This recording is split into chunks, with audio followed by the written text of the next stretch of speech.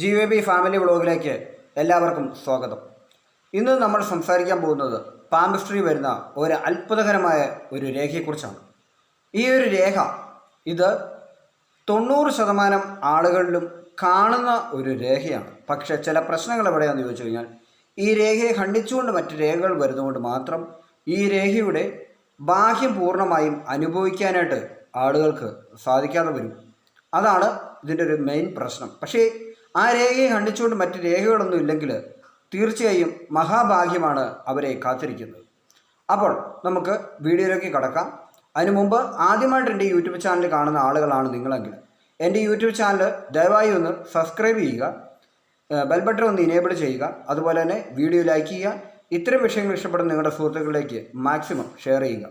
അപ്പോൾ ഹസ്തരേഖയ്ക്കുള്ള ഇമേജ് ഞാൻ വരച്ച് തയ്യാറാക്കിയിട്ടുണ്ട്. അപ്പോൾ നമ്മൾ പതിവായി സംസാരിച്ചുകൊണ്ടിരിക്കുന്ന ദിനപ്പൊരുത്തത്തെക്കുറിച്ചും വീഡിയോ ഉണ്ട്. ഇന്നത്തെ വിഷയം തിരുവാതിര നക്ഷത്രത്തെക്കുറിച്ചാണ് ഞാൻ സംസാരിക്കുന്നത്.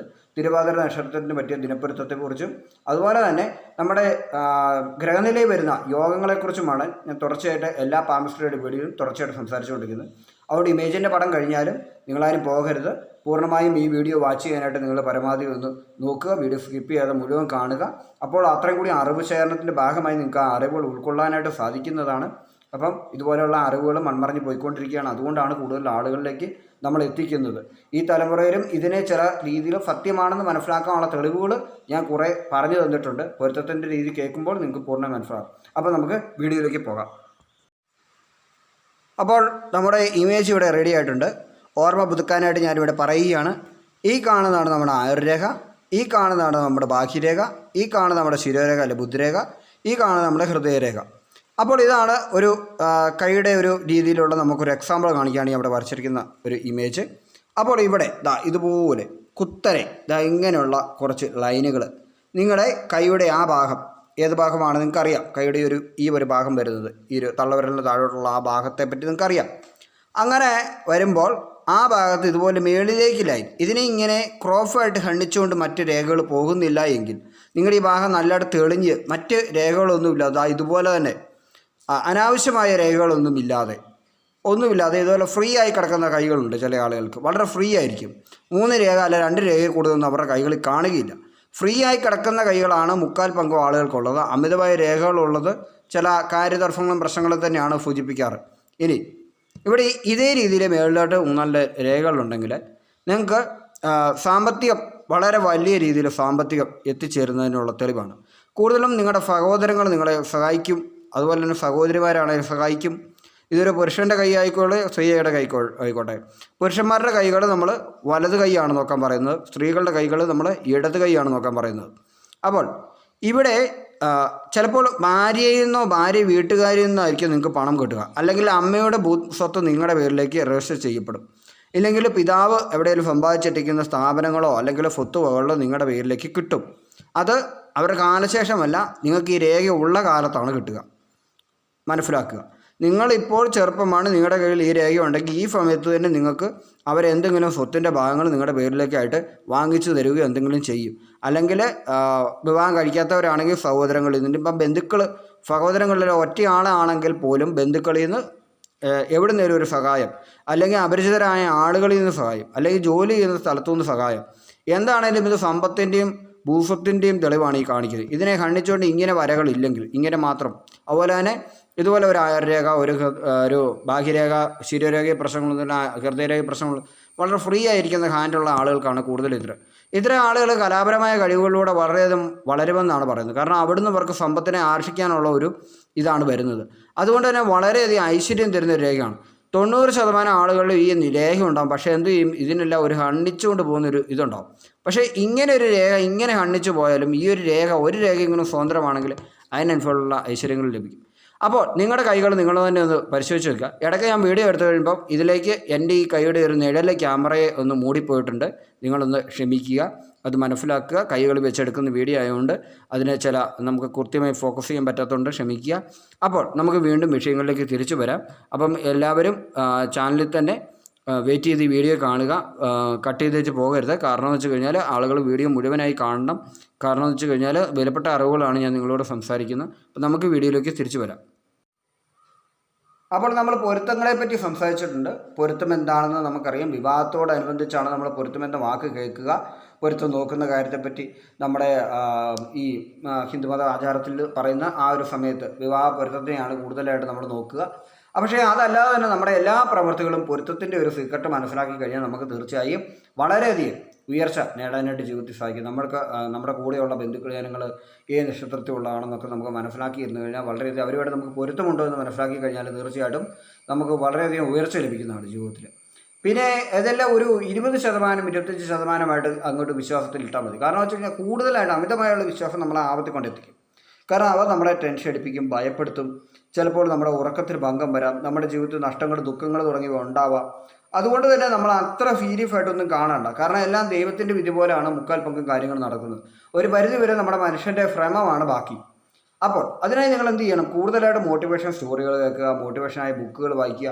അപ്പോൾ അതിനനുസരിച്ച് നിങ്ങളുടെ മൈൻഡ് സെറ്റ് മാറുന്നതോടുകൂടി നിങ്ങളുടെ ഒരു ഗ്രഹനിലയിലെ ഭാഗ്യവും മാറി വരും. ഇപ്പോൾ നിങ്ങൾക്ക് ബിസിനസ് ചെയ്യാൻ നല്ലൊരു സമയം തെളിഞ്ഞിരിക്കുകയാണെന്ന് കരുതുക. പക്ഷേ നിങ്ങൾ മറ്റൊരു സ്ഥാപനത്തിലാണ് ജോലി ചെയ്യുന്നതെങ്കിൽ നിങ്ങളുടെ ആ സമയം തുടങ്ങുകയും അവസാനിക്കുകയും ചെയ്താലും നിങ്ങളത് അറിയുകയുമില്ല. രണ്ടാമത് നിങ്ങൾ ബിസിനസ് ചെയ്യാത്തതുകൊണ്ട് ആ ബിസിനസ് ഭൂമിയിൽ വരികയും ചെയ്തില്ല എന്ന് മനസ്സിലാക്കുക. പക്ഷേ നിങ്ങൾക്ക് നേരത്തെ തന്നെ അവബോധമുണ്ട്, നിങ്ങളുടെ ജാതകത്തെ പറ്റി അവബോധമുണ്ട്. ഇത്ര വയസ്സ് മുതൽ ഇത്ര വയസ്സ് വരെ, അല്ലെങ്കിൽ നിങ്ങളുടെ ഹസ്തരേഖയിൽ ഇത്ര വയസ്സ് മുതൽ ഇത്ര വയസ്സ് വരെ നിങ്ങൾക്ക് ബിസിനസ്സിന് അനുയോജ്യമായ സമയമാണെന്ന് മനസ്സിലാക്കി കഴിഞ്ഞാൽ എന്തെങ്കിലും ഒരു ബിസിനസ് പഠിക്കുക. അതിനുശേഷം ഉള്ള ജോലി നിലനിർത്തിക്കൊണ്ടോ അല്ലെങ്കിൽ ഉള്ള ജോലി റിസൈൻ ചെയ്തുകൊണ്ടോ ബിസിനസ്സിലേക്ക് ഇറങ്ങുക. നഷ്ടവും പരാജയവും അവരവൻ്റെ റിസ്ക്കാണ്. റിസ്ക് എടുക്കാൻ താല്പര്യമുള്ളവർ മാത്രം ബിസിനസ്സിലേക്ക് പോവുക, ധൈര്യമുണ്ടെങ്കിൽ മാത്രം. അപ്പോൾ ബിസിനസ്സിലേക്ക് പോയി കഴിഞ്ഞെങ്കിൽ മാത്രമേ നിങ്ങളുടെ ബിസിനസ്സിൻ്റെ സമയത്തെ വിജയങ്ങൾ നിങ്ങൾക്ക് ആസ്വദിക്കാൻ പറ്റുകയുള്ളൂ. നിങ്ങൾക്ക് കിട്ടാത്ത ഒരു കാര്യത്തിൽ നിങ്ങൾ ആ ടൈം ഉപയോഗിച്ചില്ല എങ്കിൽ ആ ടൈം തുടങ്ങുകയും അവസാനിക്കുകയും ചെയ്യും. മനസ്സിലാവുന്നുണ്ടല്ലോ. ഇതാണ് ചില ആളുകളുടെ ജീവിതത്തിൽ ജാതകത്തിൽ ഭയങ്കര യോഗമുണ്ടെങ്കിലും ചിലർ രക്ഷപ്പെടാത്തതിന് മെയിൻ കാരണം വരുന്നത് അവർ ആ സമയം വിനിയോഗിച്ചില്ല. ആ സമയം നമ്മൾ വിനിയോഗിക്കുക. നമുക്ക് ചിലപ്പോൾ ഒരുപാട് ഫ്രണ്ട്സിനെ കിട്ടും.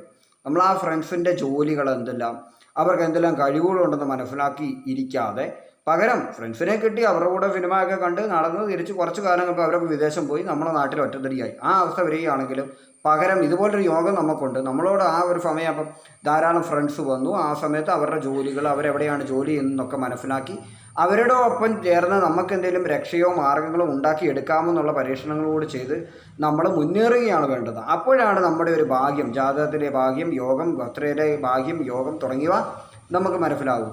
അപ്പോൾ ഇന്ന് എനിക്ക് പറയാനായിട്ടുള്ളത് മറ്റൊരു യോഗത്തെ പറ്റിയാണ്. നമുക്ക് കേട്ടിട്ടുള്ള ഒരു യോഗമാണ്. ഇതെന്ത് യോഗം എന്ന് പറഞ്ഞാൽ ഇത് പേര് വളരെ പ്രശസ്തമാണ്. പക്ഷേ ഇതിൻ്റെ അനുഭവങ്ങൾ എന്താണെന്നുള്ളത് നമുക്ക് മനസ്സിലാക്കാം. ആ യോഗത്തിൻ്റെ പേരാണ് ഗജകേസരി യോഗം. ഈ ഗജകേസരി യോഗം എന്ന് പറഞ്ഞു കഴിഞ്ഞാൽ, ഗജം എന്ന് പറഞ്ഞു കഴിഞ്ഞാൽ ആന, സംസ്കൃത വാക്ക് അല്ല ഹിന്ദി. അപ്പം ഗജം എന്ന വാക്ക് ആന എന്നുള്ളത് സംസ്കൃത വാക്കാണ്. ആനയാണ് ഗജം. കേസരി എന്ന് പറയുന്നത് സിംഹമാണ്. ഗജകേസരി യോഗം എന്ന് പറയുമ്പോൾ സിംഹവും ആനയും തമ്മിലുള്ള ഒരു ശക്തിയുടെ യോഗമാണ് നമുക്ക് ഗജകേസരി യോഗം എന്ന് പറയുന്നത്. പണ്ട് നമ്മളെ വീടുകളിലൊക്കെ ചില സാധാരണ, ഇപ്പം ഞാനിവിടെ പാമിസ്ട്രി പറയുന്നുണ്ട്, കൂടുതലും സത്യമായ കാര്യങ്ങൾ തന്നെയാണ് പറയുന്നത്. പക്ഷേ നമ്മുടെ നാട്ടിൽ നമ്മൾ ഉത്സവ പറമ്പിലും അതുപോലെ തന്നെ നമ്മളുടെ വീടുകളിൽ ലെൻസുമായിട്ട് ചില ആളുകളൊക്കെ വരും.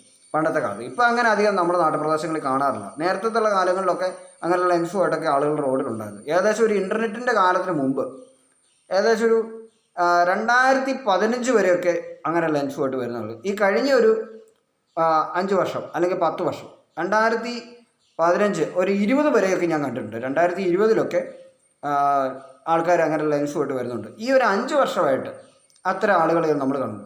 മാത്രമല്ല കോവിഡിൻ്റെ ഒരു കാലം കഴിഞ്ഞ പിന്നെ നമ്മൾ ഇത്തരം ആളുകളെ ഒന്നും റോഡുകളിൽ കാണാതെയായി. അപ്പോൾ ആ ഒരു കാലത്ത് നമ്മൾ ഉത്സവ പറമ്പിലൊക്കെ ചെല്ലുമ്പോൾ ഇതുപോലെ തന്നെ ലെൻസൊക്കെ ഇട്ടിരിക്കുന്ന ആൾക്കാർ പറയുന്ന ഒരു വാക്കുണ്ട്, ഗജകേസരി യോഗം തെളിഞ്ഞു കഴിഞ്ഞു എന്നൊക്കെ പറയാറുണ്ട്. ചുമ്മാ വെറുതെ സന്തോഷിപ്പിക്കാൻ, കാരണം അവർക്ക് ആ ഫീസ് കിട്ടണം അതിന് വേണ്ടി. അതുപോലെ തന്നെ വീടുകളിലെത്തുന്ന ആളുകളും പറയാറുണ്ട് നിങ്ങളുടെ ഗജകേസരി യോഗം തെളിഞ്ഞെന്ന്. വളരെ കഷ്ടത ഇരിക്കുമ്പോഴായിരിക്കും ആ വാക്ക് വന്നിച്ച് പറയും. അതെന്താണെന്നും അവർ പറയുന്നില്ല. ഇത് പറഞ്ഞു വെച്ചാൽ അവർ പോകും. പക്ഷെ പിന്നെ അവരോട് ഇൻട്രസ്റ്റ് ഇല്ല. നമ്മൾ പണം കൊടുത്താൽ മാത്രമേ അവർ ബാക്കി പറയുന്നുള്ളൂ. പക്ഷേ അവരെ ഒരിക്കലും നമ്മളെ അഡോപ്റ്റ് തരുന്ന ഒരു കാര്യം അവർ പറയത്തില്ല.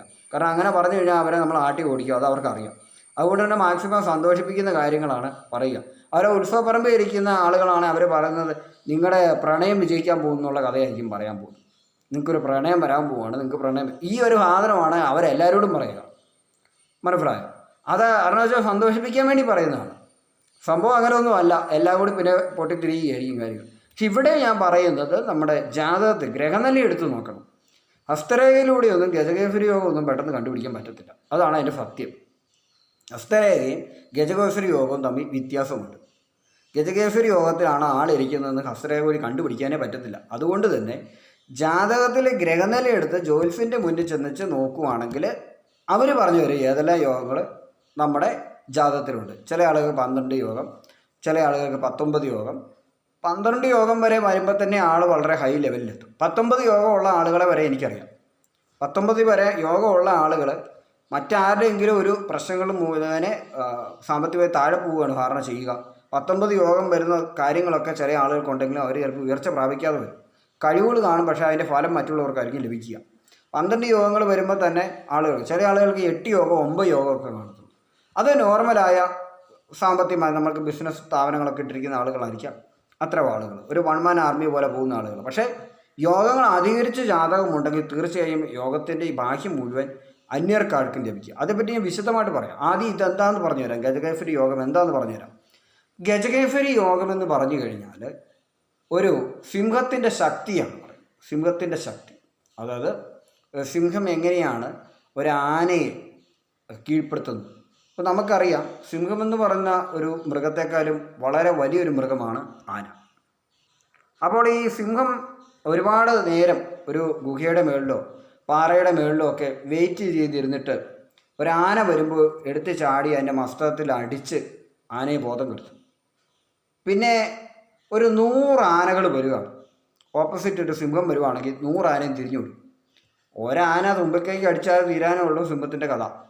അല്ലെങ്കിൽ 100 ആനകൾ വിചാരിച്ചു കഴിഞ്ഞാൽ തീരാനേ ഉള്ളൂ. പക്ഷേ സിംഹം ഒറ്റയ്ക്കായിരിക്കും. ആനകൾ കൂട്ടത്തോടെയാണെല്ലാം ആനകൾ ജീവനും കൊണ്ട് തിരിച്ചു വിടും. കാരണം സിംഹത്തിൻ്റെ ഒരു ആറ്റിറ്റ്യൂഡ് അങ്ങനെയാണ്, ലയൺ ആറ്റിറ്റ്യൂഡ് എന്നാണ് പറയുന്നത്. സിംഹത്തിൻ്റെ ധൈര്യവും മനക്കെട്ടിയും ഒന്നും മറ്റ് മൃഗങ്ങൾക്കില്ലാത്തതുകൊണ്ടാണ് സിംഹത്തെ നമ്മൾ കാട്ടിലെ രാജാവായിട്ട് പറയുന്നത്.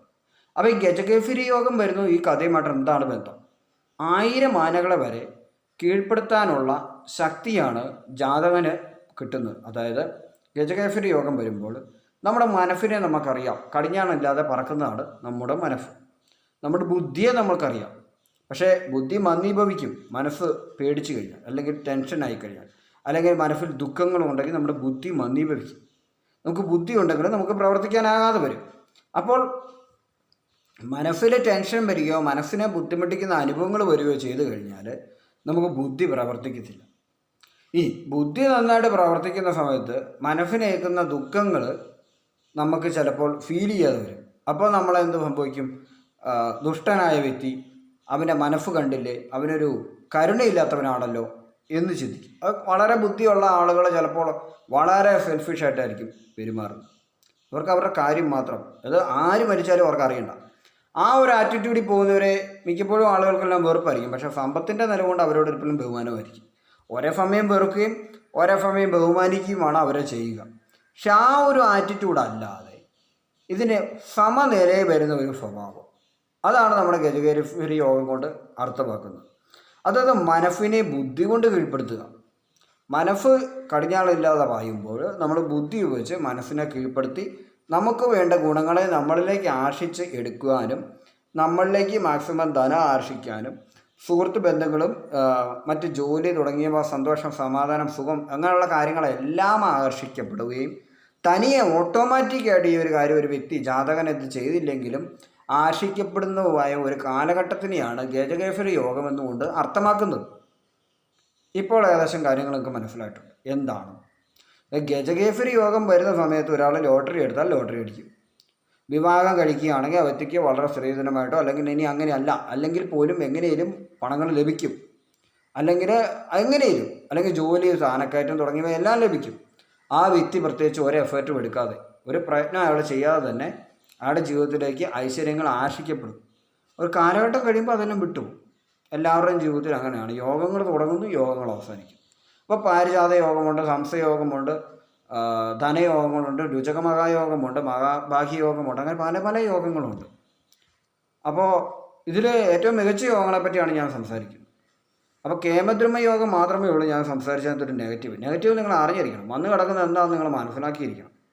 അതുകൊണ്ടാണ് ഞാൻ ആ നെഗറ്റീവായ ഒരു യോഗത്തിൻ്റെ പേര് കഴിഞ്ഞ ദിവസം പറഞ്ഞത്. അപ്പോൾ ഇവിടെ ഇന്ന് പറയുന്നത് ഞാനിപ്പോൾ ഗജകേസരി യോഗത്തെക്കുറിച്ചാണ്. ഗജകേസരി യോഗം വരുമ്പോൾ സൽപ്പേര്, കീർത്തി, അതുപോലെ തന്നെ പേര്, പ്രശസ്തി, ധനം, അതുപോലെ തന്നെ ഏതൊരു വ്യക്തിയെയും വെല്ലുവിളിക്കാനുള്ള ധൈര്യം, പ്രധാനമായും ധൈര്യം വന്നു കയറും. അതുപോലെ തന്നെ സാമ്പത്തികമായി വളരെയധികം വളർച്ച, ബിസിനസ് പരമായ വളർച്ച വളരെ ഹൈയോ. ഇതുകൊണ്ടാണ് ചിലപ്പോൾ ഒരു കഴിവില്ലാത്തവർ നമ്മൾ പോലും അതിശയിച്ച് വിട്ടിട്ടുണ്ട്. അവർക്ക് എങ്ങനെയാണ് രക്ഷപ്പെടാൻ പറ്റിയത്? വെച്ചടി കയറ്റം. എന്നാൽ ആളൊരു വലിയ ബുദ്ധി സാമർഥ്യമൊന്നും ഇല്ലാത്തവനായിരിക്കും.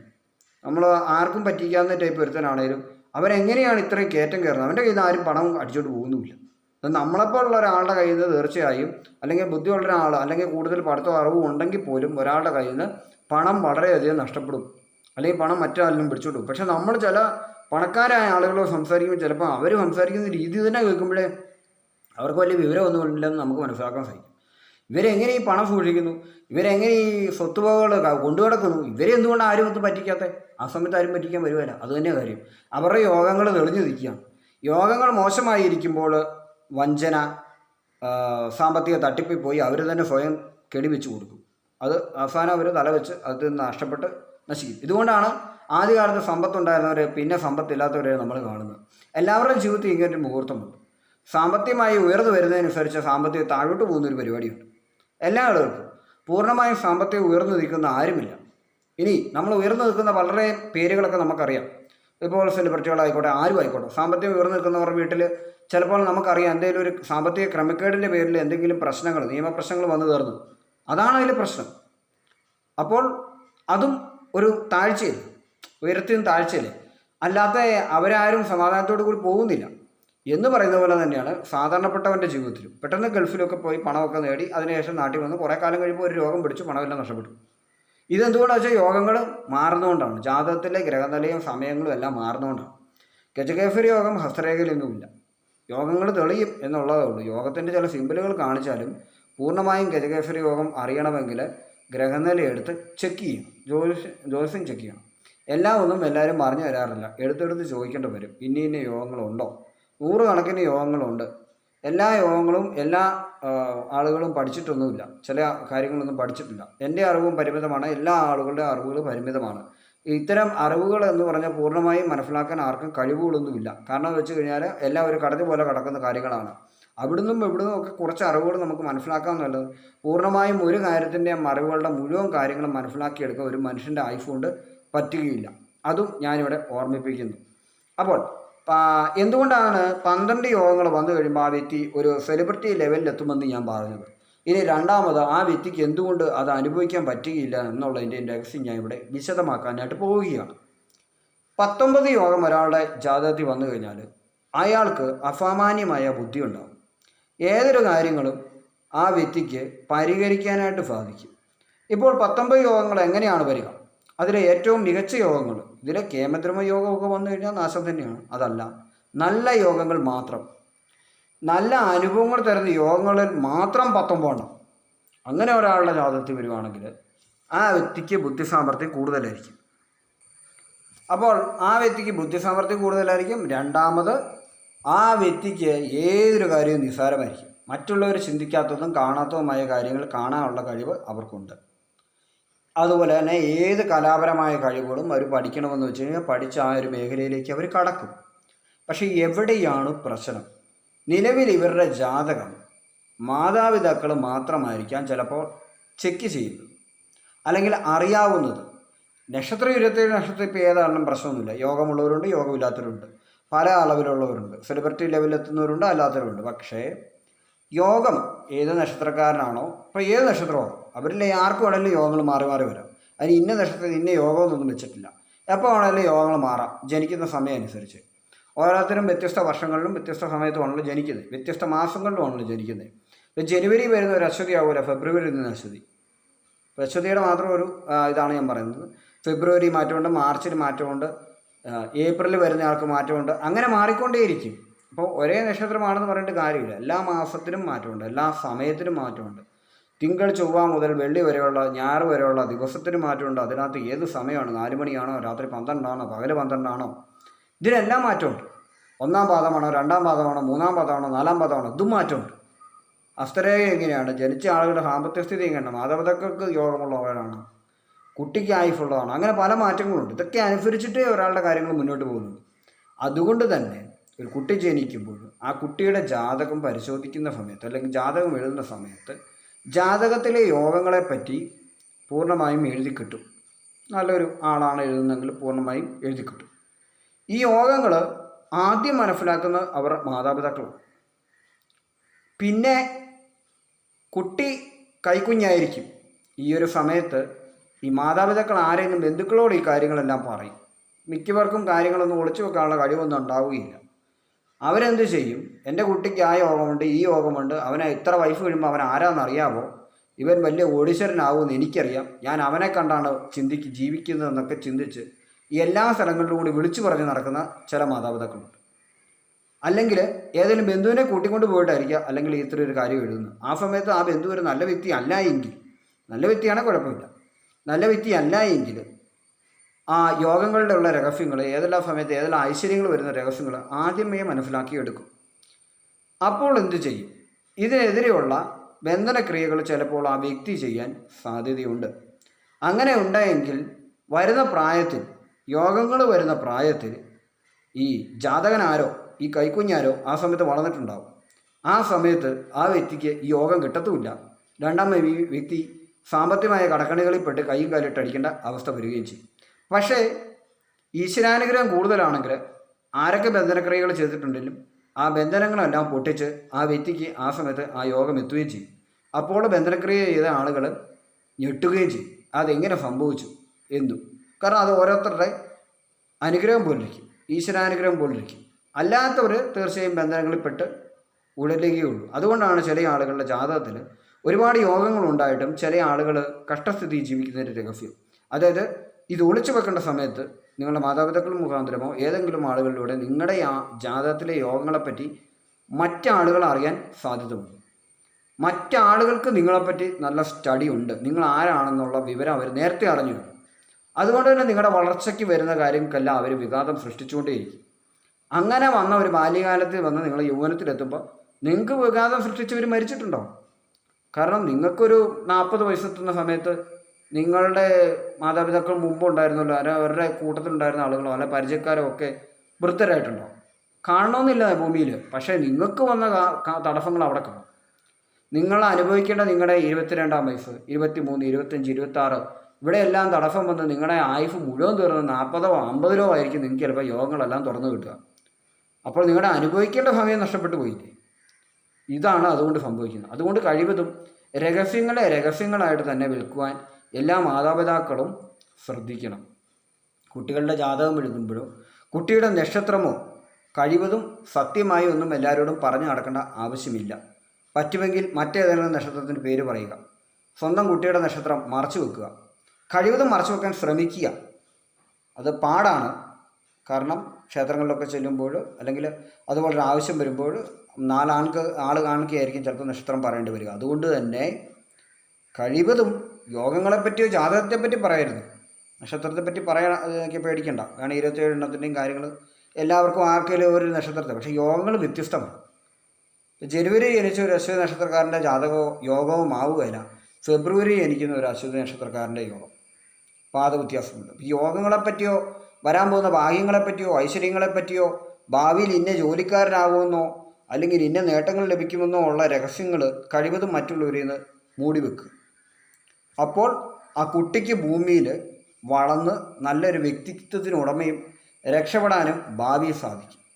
ഇനി അടുത്തതായുള്ള കാര്യം, 12 യോഗങ്ങളോളം കൂടി വരുമ്പോൾ അല്ല 15, 12, 16 യോഗങ്ങൾ വന്നു കഴിയുമ്പോൾ ആ വ്യക്തി ഒരു സെലിബ്രിറ്റി ലെവലിലെത്തുമ്പോൾ ചില മാതാപിതാക്കൾക്ക് ചില കുട്ടികളുമായിട്ട് ചേരാത്ത ചില പ്രശ്നങ്ങളുണ്ട്. ഒന്നുകിൽ പൊരുത്തമില്ലാത്തത്, അല്ലെങ്കിൽ എന്തെങ്കിലും വാക്കുകൾക്ക്, അല്ലെങ്കിൽ ചില ആളുകൾക്ക് അറിയാമല്ലോ ചിലപ്പോൾ മക്കളോട് ദേഷ്യം വരാൻ സാധ്യതയുണ്ട്.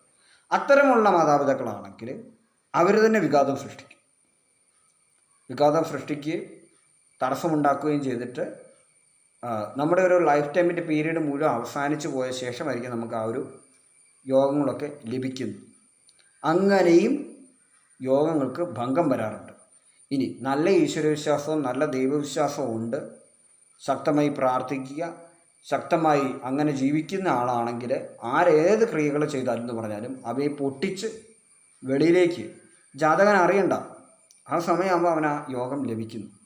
അങ്ങനെ മുന്നോട്ട് പോകാനായിട്ട് സാധിക്കും. അപ്പോൾ നന്നായി പ്രാർത്ഥിക്കുക, മനസ്സറിഞ്ഞ് പ്രാർത്ഥിക്കുക, അപ്പോൾ അതിൻ്റെ ആയ ഉയർച്ച ലഭിക്കും. മനസ്സിലായല്ലോ? അപ്പോൾ അത് മനസ്സിലാക്കുക. കഴിവതും രഹസ്യമായി യോഗങ്ങളെപ്പറ്റി സൂക്ഷിക്കുക. ഈ 19 യോഗങ്ങളോളം വരുന്ന ഒരു വ്യക്തിയെ പൂർണ്ണമായും ആരെങ്കിലും ട്രാപ്പിലാക്കി കഴിയും, അതായത് ആ വ്യക്തിയെ ട്രാപ്പിലാക്കുകയാണെങ്കിൽ, അത് 12 യോഗങ്ങളോളം ട്രാപ്പിലാക്കി വെക്കുന്ന ആളുകളുണ്ട്. അങ്ങനെ ഉണ്ടെങ്കിൽ ആ വ്യക്തിയുടെ മുഴുവൻ യോഗത്തിൻ്റെ ഐശ്വര്യവും അവർക്കായിരിക്കും കിട്ടുക. ആ വ്യക്തി എവിടെ നിലകൊള്ളുന്നു ആ ആളുകൾക്കാണ് അതിൻ്റെ യോഗങ്ങളുടെ ഐശ്വര്യം മുഴുവൻ കിട്ടുക. കാരണം ഈ വ്യക്തിക്ക് പൂർണ്ണമായി അയാളുടെ ബുദ്ധി ഉപയോഗിക്കാൻ പറ്റാത്ത എന്തെങ്കിലും ഒരു പ്രവൃത്തി കൊണ്ട് അയാളെ പിടിച്ചിട്ട് കഴിഞ്ഞാൽ പിന്നെ ആ വ്യക്തിക്ക് മുന്നോട്ട് പോകാനായിട്ട് സാധിക്കാതെ വരും. പക്ഷെ ആ വ്യക്തിക്ക് വരുന്ന ഐശ്വര്യങ്ങളുടെ എല്ലാം പങ്ക് അനുഭവിക്കുന്നത് ഇയാൾക്ക്. ഇപ്പം ഞാനിപ്പോൾ ഒരു ഉദാഹരണം പറയും, വേണമെങ്കിൽ നമുക്കിതൊരു സാങ്കല്പിക കഥയായിട്ട് വിചാരിക്കുക. ജീവിച്ചിരിക്കുന്നവരും മരിച്ചവരുമായിട്ടുള്ള യാതൊരു ആളുകൾക്കും ഈ കഥയുമായിട്ട് ബന്ധമില്ല. അങ്ങനെ തോന്നുന്നുണ്ടെങ്കിൽ അത് യാദൃച്ഛികം മാത്രമാണ്.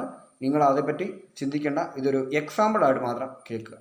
അപ്പോൾ നല്ലൊരു ജാതകമുള്ള ഒരു കുട്ടി, അവന് ഇന്ന യോഗങ്ങളുണ്ട്. ബാല്യകാലത്ത് തന്നെ അവരുടെ മാതാപിതാക്കളൊക്കെ മരിച്ചു പോയിരുന്നെങ്കിൽ അത് ചിലപ്പോൾ ആരെങ്കിലും ഏറ്റെടുക്കുന്ന ഒരു വ്യക്തി ഉണ്ടെന്ന് കരുതുക. ആ ഏറ്റെടുക്കുന്ന വ്യക്തിയുടെ ഒരു കൃത്യമായൊരു ബ്ലോക്കിംഗ് ഉണ്ടല്ലോ, ഒരു ലിമിറ്റേഷൻ ഉണ്ട്, ഒരു ബോർഡർ ഉണ്ടാവുക കുട്ടിക്ക് എപ്പോഴും.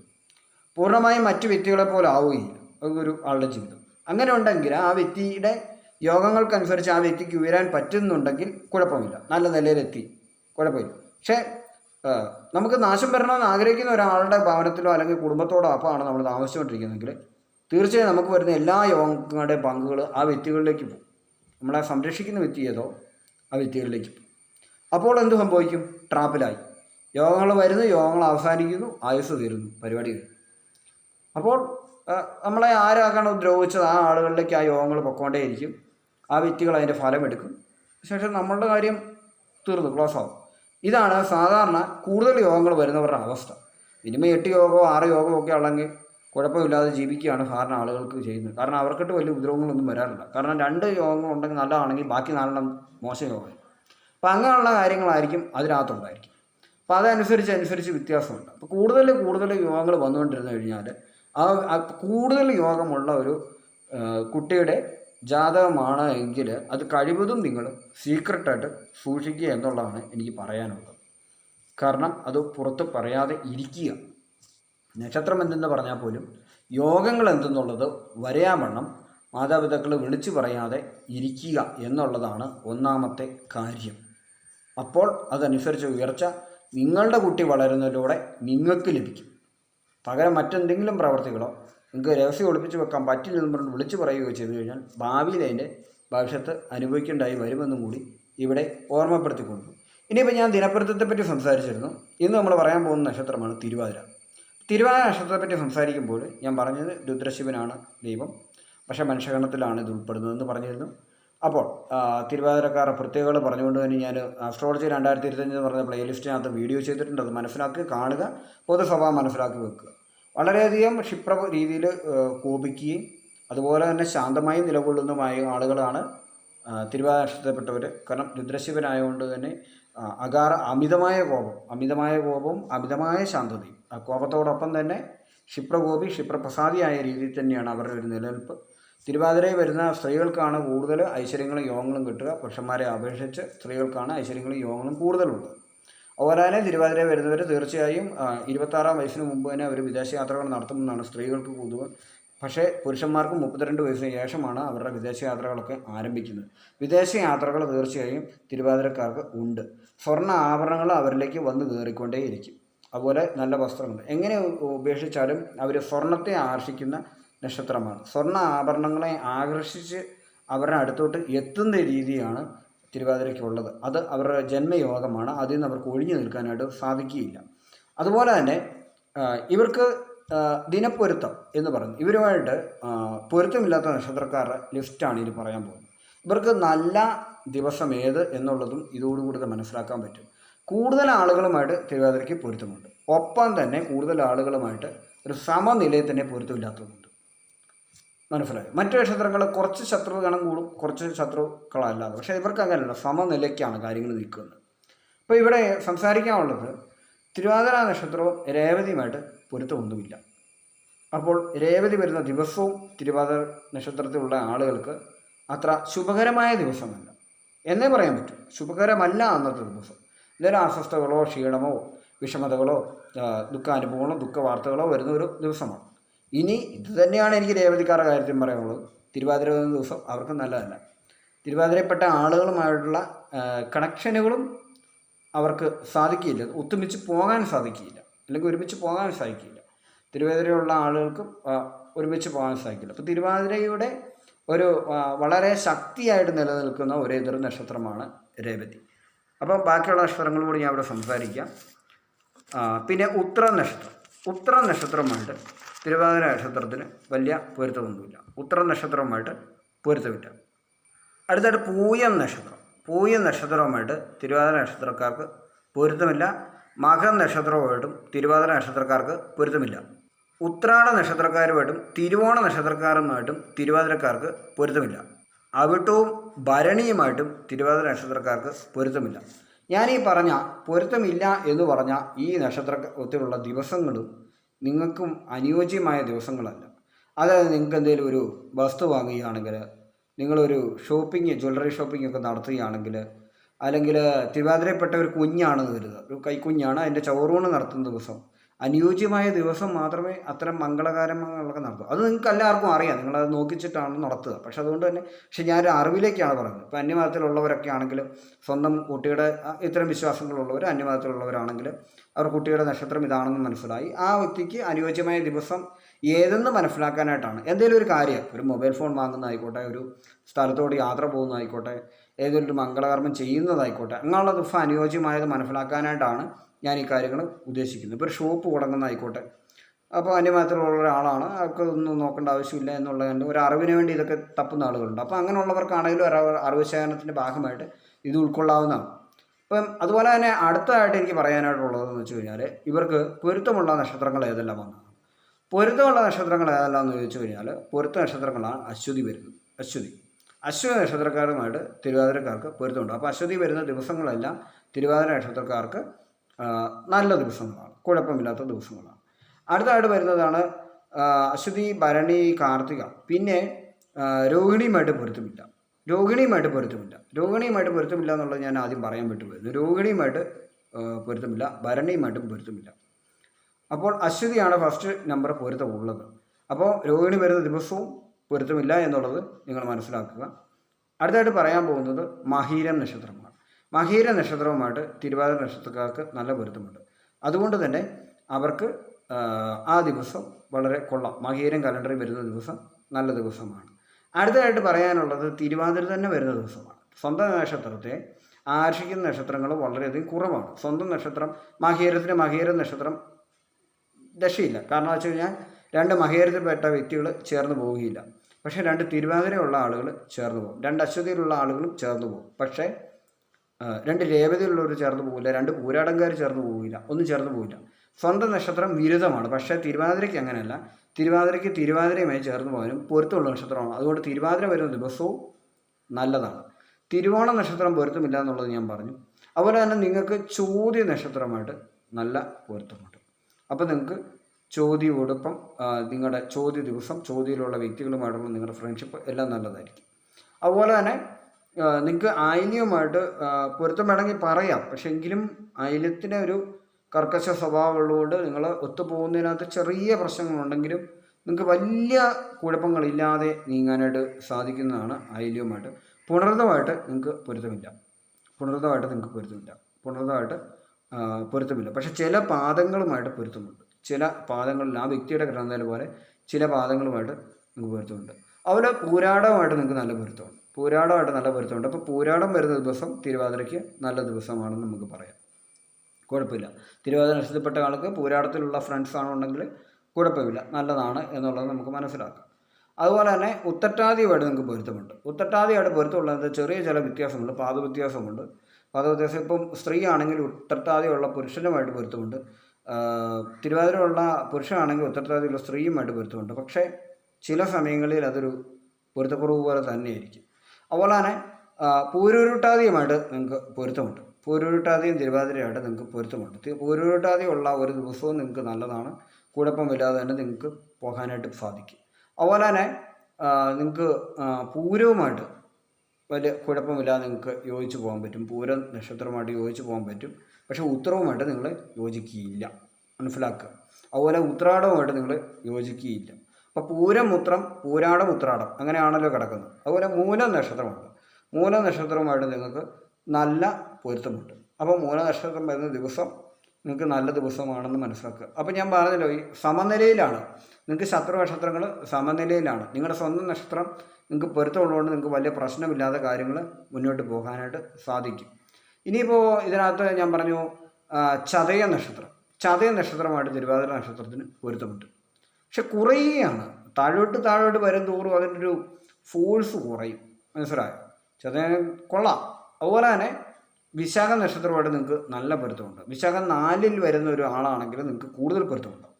വിശാഖം 4 വരുമ്പോൾ സെലിബ്രിറ്റി ലെവലിലേക്ക് ആളുകൾ എത്തും, വിശാഖക്കാർ. പക്ഷേ അത്തരം ആളുകളാണെങ്കിൽ തിരുവാതിരപ്പെട്ട എല്ലാ പാദക്കാർക്കും അതൊക്കെ നല്ലതാണ്, കുഴപ്പമില്ല. വിശാഖത്തിന് വരുമ്പോൾ പാദവ്യത്യാസത്തിനനുസരിച്ച് ചില സമയങ്ങളിൽ ചില പ്രശ്നങ്ങളുണ്ട്.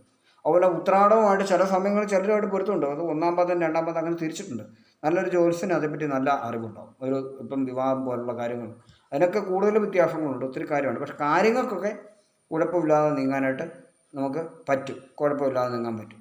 അപ്പോൾ ഒട്ടുമിക്ക നക്ഷത്രവുമായിട്ട് നിങ്ങൾക്കൊരു യോജിപ്പുണ്ടാവും. പിന്നെ രണ്ടാമത് നിങ്ങളെ സപ്പോർട്ട് ചെയ്യുന്നതോടൊപ്പം നിങ്ങൾ നിൽക്കുക എന്നുള്ള മനസ്സിലാവും. നിങ്ങൾക്ക് ഇന്ന ദിവസങ്ങളിൽ ഇന്ന ചില തടസ്സങ്ങളുണ്ടെന്നുള്ളത് മനസ്സിലാക്കാനായിട്ടാണ് ഞാനിതേപ്പറ്റി പറഞ്ഞിരിക്കുന്നത്. പൂർണ്ണമായും ഒരു 25% ഈ ഒരു കാര്യത്തിൽ പൂർണ്ണമായ ഒരു ഇത് കൊടുത്താൽ മതി. കാരണം വെച്ച് കഴിഞ്ഞാൽ നമ്മുടെ സ്വന്തം പ്രവർത്തികൾ മൂലമാണ് ബാക്കി കാര്യങ്ങളെല്ലാം. പൊരുത്തമെന്ന് പറയുന്ന കാര്യങ്ങൾ മാറി നിൽക്കുന്ന കുറേ ജീവിതത്തിൽ കുറേ സന്ദർഭങ്ങളുണ്ട്. അവ ഏതെന്ന് ഞാൻ പറഞ്ഞുതരാം. ഇപ്പോൾ നമ്മുടെ വീട്ടിലേക്ക് ഒരു യാചകൻ വരികയാണ്. ആ യാചകൻ ഒരു നക്ഷത്രമുണ്ട്. നമുക്കും ആ വ്യക്തിയോട് ചിലപ്പോൾ പൊരുത്തമുള്ള നക്ഷത്രം, പക്ഷേ യാചകനെ നമ്മൾ വീടിനകത്തേക്ക് കയറ്റാറില്ല. എന്തുകൊണ്ടാണ്? നമുക്ക് പൊരുത്തമുണ്ടെന്നുള്ളതുകൊണ്ട് നമ്മൾ ആ ആളോടൊപ്പം ഇറങ്ങി ചെല്ലുകയല്ലല്ലോ, അല്ല. പിന്നെ അതുപോലെ തന്നെ ഒരു സെലിബ്രിറ്റി ലെവലിലുള്ള ഒരാൾ, അവരുടെ നക്ഷത്രവും നമ്മുടെ നക്ഷത്രവും പൊരുത്തമുണ്ടെന്ന് പറഞ്ഞുകൊണ്ട് ആ വ്യക്തിയുടെ വീട്ടിൽ നമ്മളെ കയറ്റാൻ പോകുന്നില്ല, മനസ്സിലായോ? ഉടനെ നമ്മൾ 1000 പേരുടെ നടുക്ക് നിൽക്കുകയാണ്, നമ്മളെ ഉടനെ കൈ കാട്ടിയ സെലിബ്രിറ്റി ഉള്ള ആളെ അടുത്ത് വിളിച്ച് ബാ ഇങ്ങ് വന്നേ ചേർന്ന് നിന്നോ എന്ന് പറയാൻ പോകുന്നില്ല. സ്വത്തുക്കൾ എഴുതി തരാൻ പോകുന്നില്ല. അല്ലെങ്കിൽ വെറുതെ നമ്മൾ വഴിയിലേക്ക് ഇറങ്ങി നിന്ന് നമ്മളോട് പൊരുത്തമുള്ളവരെല്ലാം വന്ന് നമുക്ക് ഭക്ഷണം വരുത്തരാൻ പോകുന്നില്ല. അത്തരം കാര്യങ്ങളിലെല്ലാം പൊരുത്തത്തിൻ്റെ ഒരു സ്ഥിതി മാറി നിൽക്കുകയാണ്. രണ്ടാമത്, പൊരുത്തമില്ലാത്തവർക്ക് എങ്ങനെ പൊരുത്തം വരും? ഇപ്പോൾ നമ്മളത് നമ്മുടെ ഒരു സ്ഥാപനത്തിൽ, ഇപ്പോൾ ഞാൻ പറയാം, ഒരു അശ്വതി നക്ഷത്രത്തിൽപ്പെട്ട ഒരാൾ ജോലി ചെയ്യുന്നൊരു സ്ഥലത്ത് തൃക്കേട്ട നക്ഷത്രത്തിൽപ്പെട്ട ഒരാൾ വന്നു കയറി. തൃക്കേട്ട നക്ഷത്രത്തിൽപ്പെട്ട ആൾ അശ്വതിയോട് ചേരുകയില്ല. പക്ഷേ ഈ അശ്വതി നക്ഷത്രത്തിൽപ്പെട്ട ആൾ അവിടുത്തെ സീനിയർ ഓഫീസറാണ്. തൃക്കേട്ട നക്ഷത്രത്തിൽ വന്ന ആൾ ജൂനിയറാണെന്ന് കരുതുക. അശ്വതി നക്ഷത്രത്തിൽപ്പെട്ട ആൾ വേണം ഇയാളെ കാര്യങ്ങൾ പറഞ്ഞു കൊടുക്കാൻ. അപ്പോൾ ഈ തൃക്കേട്ട നക്ഷത്രത്തിലുള്ള ആൾ ആ പകയോ വിദ്വേഷമോ ഒന്നും മുഖത്ത് കാണിക്കാതെ അനുസരണയോടെ നിൽക്കും. എങ്കിലും തമ്മിൽ ഒരു മനസ്സിലൊരു ചെറിയ വിദ്വേഷം ഇങ്ങനെ നടന്നുകൊണ്ടിരിക്കും. പക്ഷേ കുഴപ്പമില്ല, അഡ്ജസ്റ്റ് ചെയ്യും. പക്ഷേ പെട്ടെന്നൊരു അത്യാവശ്യ സന്ദർഭത്തിൽ ഒരു ഹർത്താൽ പോലൊക്കെ വന്നു. അപ്പം ഓഫീസിലേക്ക് വരണോ വേണ്ടായോ എന്നുള്ളൊരു കാര്യമൊക്കെ വരുമ്പോൾ നമ്മൾ തൃക്കേട്ടപ്പെട്ട ഒരാളെ വിളിച്ച് അറിയിക്കുകയാണ്, നിങ്ങളിന്ന് വരണ്ട കേട്ടോ, നിങ്ങൾക്കിന്ന് ഇന്ന കാര്യമില്ല, അല്ലെങ്കിൽ നിങ്ങൾ ഇന്ന കാര്യം വേഗം ചെയ്യുവാണെങ്കിൽ നിങ്ങൾക്ക് ഇന്ന ഒരു പ്രൊമോഷൻ കിട്ടുമെന്ന് പറഞ്ഞ് നമ്മൾ തൃക്കേട്ടയുള്ള ഒരാളെ അശ്വതി നക്ഷത്രത്തിൽപ്പെട്ട ഒരാൾ സഹായിക്കുകയാണെങ്കിൽ ആ പൊരുത്തത്തിൻ്റെ ആ ഒരു ദോഷം അങ്ങോട്ട് മാറിയിട്ട് അവർ സുഹൃത്തുക്കളാണ്. അപ്പോൾ ചില സഹായങ്ങളിലൂടെ നമുക്ക് ശത്രു നക്ഷത്രത്തെ സുഹൃത്താക്കാൻ പറ്റും, അല്ലെങ്കിൽ നമ്മളോട് പൊരുത്തപ്പെടുത്താൻ പറ്റും. രണ്ടാമത്, ആപത്തിൽപ്പെടുമ്പോൾ ജീവൻ രക്ഷിക്കുക. ഇപ്പോൾ ഒരു ആളെ ഇങ്ങനെ കാറ് ഇടിക്കാനായിട്ട് വരികയാണ്. അവിടെ ഓപ്പോസിറ്റ് നിൽക്കുന്ന ആളുടെ നക്ഷത്രമോ ഒന്നും നമ്മൾ അറിയുന്നില്ല. നമ്മളൊരു വഴിപോക്കൻ യാദൃച്ഛികമായിട്ട് ആ വ്യക്തിയെ ആ അപകടത്തിൽ നിന്ന് നമ്മൾ പെട്ടെന്ന് ഉന്തി മറിച്ച് അപ്പുറത്തെ റൂട്ടിൽ കൊണ്ടുപോയി വിടുവാണെങ്കിൽ ആ വ്യക്തി എത്ര വിരോധിച്ച നക്ഷത്രത്തിലായിക്കോട്ടെ, ആ വ്യക്തി നമ്മുടെ വളരെ വലിയൊരു ഫ്രണ്ടായിരിക്കും. ഒരിക്കലും നമുക്കിട്ട് പിന്നെ ചതി ചെയ്യുന്നില്ല. അതുപോലെ തന്നെ സാമ്പത്തികമായിട്ട് ഉയർച്ചയുള്ള ആൾ, സ്വന്തമായി വാഹനം തുടങ്ങിയുള്ള ആളുകൾക്കും ഫ്രണ്ട്സ് അധികമായിരിക്കും. അതിൽ അവിടെ ഒരു പൊരുത്ത വ്യത്യാസം വരുന്നില്ല. ചെയ്തു കൊടുക്കുന്ന സേവനങ്ങൾക്കനുസരിച്ച് പൊരുത്ത വ്യത്യാസം മാറി. പക്ഷേ ഇത് വിവാഹത്തിലേക്ക് വരില്ല, ജീവിതത്തിലേക്ക് വരില്ല. മറ്റു കാര്യം, കൂട്ടുകൃഷി, ബിസിനസ്, ബിസിനസ് തുടങ്ങിയവ എല്ലാം ഇങ്ങനെ പൊരുത്തമില്ലാത്തവരെ അടുപ്പിച്ച് നിർത്താൻ നമുക്ക് കഴിയും. അതുപോലെ തന്നെ പൊരുത്തമില്ലാത്ത ഒരു സമയം, പൊരുത്തം വർക്ക് ചെയ്യാത്ത കുറച്ച് സമയമുണ്ട്. തമാശ പറയുമ്പോൾ നമ്മൾ പറയുന്ന കോമഡി ഒരു കോമഡി ആണെങ്കിൽ എല്ലാവരും ചിരിക്കും. തമാശ ആ സമയത്ത് അത് ചിരിക്കാവുന്ന കോമഡി ആണെങ്കിൽ, ആ കോമഡി കേട്ട് ചിരിച്ചു പോകുമെന്ന് ഉറപ്പുള്ള കോമഡി ആണെങ്കിൽ, അവിടെ ആ കോമഡി കേൾക്കുന്നയാൾ ഒരു പൊരുത്തമില്ലാത്ത ആളാണെങ്കിൽ ആ മറ്റുള്ളവരുടെ എല്ലാം കൂട്ടത്തിൽ നിന്ന് ആർത്തി ചിരിക്കും. ഈ വ്യക്തി ഇഷ്ടമുണ്ടാവണമെന്നില്ല. അപ്പോൾ നമുക്ക് അത്ര അനുഭവങ്ങൾ ചിലപ്പോൾ നമ്മൾ പഠിക്കുന്ന ക്ലാസ്സിൻ്റെ സ്കൂൾ ജീവിത കാലഘട്ടത്തിൽ നമുക്ക് ഉണ്ടായിട്ടുണ്ടാവും. കാരണം വെച്ച് കഴിഞ്ഞാൽ സ്കൂൾ കാലഘട്ടത്തിൽ നമ്മളെ ചില കുട്ടികളൊക്കെ ചിലപ്പം പേനായിക്ക് ഉപദ്രവിക്കുക, കുത്തുക, നമ്മൾ തിരിച്ചിടിക്കുക, ഇടിപിടിയൊക്കെ നടത്തിയിട്ട് നമ്മളോട് മിണ്ടത്തില്ല. എപ്പോൾ കണ്ടാലും ഇടിപിടി ഉണ്ടാകുന്ന കുട്ടിക്കാലത്ത് നമ്മുടെ അനുഭവമാണ്. നമുക്ക് എല്ലാവർക്കും അങ്ങനത്തെ ഒരു അനുഭവമുണ്ട്. അപ്പോൾ പണമുള്ള കുട്ടി ആയിക്കോട്ടെ, കോടീശ്വരനായിക്കോട്ടെ, കോടീശ്വരൻ്റെ കുട്ടി ആയിക്കോട്ടെ, പാവപ്പെട്ടവൻ്റെ കുട്ടിയായിക്കോട്ടെ, ആരുടെ കുട്ടിയാണേലും കുട്ടിക്കാലത്ത് ക്ലാസ്സിൽ ഒരു ഇടിപിടി പതിവാണ്. വലുതാകുമ്പോൾ കോളേജിലേക്ക് അത് വലിയ സ്റ്റണ്ടൊക്കെ ആയിട്ട് മാറും. പക്ഷേ എങ്കിലും ഒരു അടിപിടി ജീവിതത്തിൽ ഉണ്ടല്ലോ. ഈ അടി പിടിക്കാൻ വരുന്ന എല്ലാ ആളുകളായിട്ട് നമുക്ക് പൊരുത്തമില്ല. മനസ്സിലായോ? ഇതാണ് സംഭവം. അല്ലെങ്കിൽ നമ്മളവിടെ അടി പഠിക്കാൻ വ്യക്തി വരില്ല. നോക്കുമ്പോഴേ ദേഷ്യം വരും. ഇതാണ് സംഭവം. ഒന്നാമത്തെ കാര്യം. ഇപ്പോൾ പെൺകുട്ടികളുടെ കാര്യത്തിൽക്കട്ടെ, ആൺകുട്ടികളുടെ കാര്യത്തിൽക്കട്ടെ, നോക്കുമ്പോഴേ ദേഷ്യം വരും. കണ്ടാൽ അങ്ങോട്ട് അറപ്പാണ്. ആ ഒരു അവസ്ഥ നിൽക്കുമ്പോൾ നമ്മുടെ ഒരു പ്രോഗ്രാം വന്നു. നമ്മൾ പാട്ട് പാടുന്ന ഒരു കാര്യത്തിന് സ്റ്റേജിൽ കയറുമ്പോൾ അവർ കൂവും. പൊരുത്തമില്ലാത്ത എല്ലാവരും കൂവും. പൊരുത്തമുള്ളവരെല്ലാം കൈയടിക്കും. നമ്മൾ ഡാൻസാണ് പെർഫോമൻസ് ചെയ്യുന്നതെങ്കിൽ ചിലപ്പോൾ അവർ ആ ഡാൻസിൻ്റെ പ്രോഗ്രാമിൻ്റെ CD വരെ മാറ്റിയിട്ട് ചിലപ്പോൾ മാറ്റിത്തരും. എന്നിട്ട് നമ്മളെ ഉപദ്രവിക്കും, അപമാനിക്കും. പക്ഷേ നമുക്ക് എപ്പോഴെങ്കിലും നമ്മൾ ആ ഒരു കോളേജിൽ ഹൈ ആയിട്ട് നമ്മളൊരു മാർക്ക് വാങ്ങിച്ച് നമുക്ക് വലിയൊരു റാങ്ക് കിട്ടി, അപ്പോൾ തീർച്ചയായും അഭിമാന പുരസ്കരമായി നമുക്ക് വലിയൊരു ഇത് കിട്ടുന്ന സമയത്ത് ആ ഒരു സമയത്ത് ഇവരെല്ലാം കൈകൊട്ടും. നമ്മളോട് പൊരുത്തമില്ലാത്തവരും കൈകൊട്ടും. ഇനി രണ്ടാമത്, നമ്മൾ അതുപോലൊരു സംഭവത്തിൽ ഒരു ഹാസ്യം പറയുകയാണ്. അത്രയും ഫേസ് കൂടുന്ന ഹാസ്യം പറയുമ്പോൾ ചിരി നിർത്താൻ പറ്റാതെ പൊരുത്തമില്ലാത്തവനും പൊട്ടിച്ചിരിച്ചു പോകും. എന്നിട്ട് പറയുക, അവനെ എനിക്ക് ഇഷ്ടമൊന്നുമില്ല, പക്ഷേ ഇന്നലെ അവൻ പറഞ്ഞ ആ നമ്പർ, അത് ഞാൻ രാത്രി വീട്ടിൽ പോയിട്ട് പലതവണ ഓലോചിച്ച് ചിരിച്ചു എന്ന് പറയും. അപ്പോൾ അതും ഒരു പൊരുത്തമാണ്, മനസ്സിലാക്കുക. അതും പൊരുത്തത്തിൻ്റെ ഒരു ലക്ഷണമാണ്. അപ്പോൾ ആ പൊരുത്തമില്ലായ്മയെ നമുക്ക് മാറ്റി മുന്നേറാനുള്ള കാര്യങ്ങളാണ്. അതുപോലെ ബർത്ത്ഡേക്ക് പ്രസൻറ്റ് കൊടുക്കുക, അതുപോലെ ക്രിസ്മസിന് പ്രസൻറ്റ് കൊടുക്കുക, അങ്ങനെയുള്ള കാര്യങ്ങളിലൂടെയും പൊരുത്തക്കുറവ് നമുക്ക് മാറ്റിയെടുക്കാൻ സാധിക്കും. അപ്പോൾ ഞാൻ ഈ പറഞ്ഞ കാര്യങ്ങൾ നിങ്ങൾക്ക് മനസ്സിലായല്ലോ എങ്ങനെയാണ് ഇതിൻ്റെ രീതിയെന്ന്. അപ്പോൾ ഇന്ന് ഞാൻ ഇത്രയും കാര്യങ്ങളാണ് ഇവിടെ വിശദീകരിച്ചത്. പാമിസ്ട്രിയിൽ നമ്മുടെ ഹസ്തരേഖയിൽ ഇന്ന കാര്യങ്ങൾ, നമ്മുടെ യോഗങ്ങളെപ്പറ്റി പറഞ്ഞു. അതുപോലെ പാമിസ്ട്രിയിലൂടെ നമ്മൾ ഗജകേസരി യോഗം കണ്ടുപിടിക്കാൻ പറ്റുകയില്ലെന്ന് ഞാൻ പറഞ്ഞു. അതുപോലെ തന്നെ ഗജകേസരി യോഗത്തിന് വരുന്ന പ്രത്യേകതകൾ നമ്മൾ പറഞ്ഞു. പാമിസ്ട്രി അല്ലാതെ ജാതകത്തിൽ വരുന്ന പറഞ്ഞു. അതുപോലെ തന്നെ നമ്മുടെ ഈ പറയുന്ന കാര്യങ്ങൾ, ഈ തിരുവാതിരയായിട്ടുള്ള പൊരുത്തം എന്ന് പറയും. തിരുവാതിരക്കാർ മാത്രമല്ല ഈ ഒരു കാര്യങ്ങളിൽ പരീക്ഷണം നടത്തി നോക്കേണ്ടത്. എല്ലാ 27 നക്ഷത്രക്കാർക്കും ഈ പറയുന്ന കാര്യങ്ങളെല്ലാം ശ്രമിച്ചു നോക്കാവുന്നതാണ്. അപ്പോൾ ഇതോടുകൂടി ഞാൻ എൻ്റെ ഈ വീഡിയോ ഇവിടെ വൈൻഡപ്പ് ചെയ്യുകയാണ്. അപ്പോൾ എൻ്റെ ചാനലിലേക്ക് ആദ്യമായിട്ട് വന്ന ആളുകൾ എൻ്റെ ചാനൽ സബ്സ്ക്രൈബ് ചെയ്യുക, എൻ്റെ വീഡിയോ ലൈക്ക് ചെയ്യുക, ഒപ്പം ഇത്തരം വിഷയങ്ങൾ ഇഷ്ടപ്പെടുന്ന നിങ്ങളുടെ സുഹൃത്തുക്കളിലേക്ക് മാക്സിമം നിങ്ങൾ ഷെയർ ചെയ്യുക. Thank you.